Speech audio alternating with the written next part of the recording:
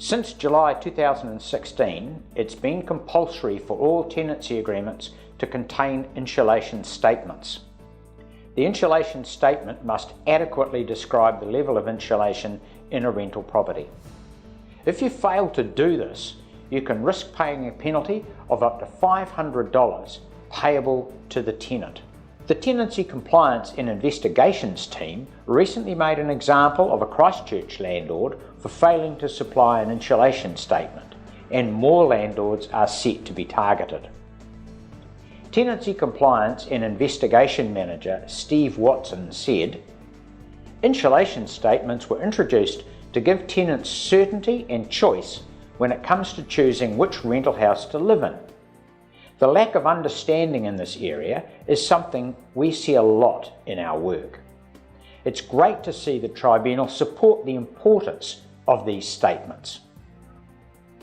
Property managers have the experience and the tools to ensure that insulation statements are written in the correct method. The stakes will be raised even higher when the insulation regulations come into force on July 1st, 2019. Landlords who fail to comply with the regulations are committing an unlawful act and may be liable for a penalty of up to $4,000. The insulation regulations state that all rental properties must have the required level of ceiling and underfloor insulation where it is reasonably practicable to install. Walls will not be required to have insulation. Now, the actual levels of insulation required will depend on what part of the country the rental property is in.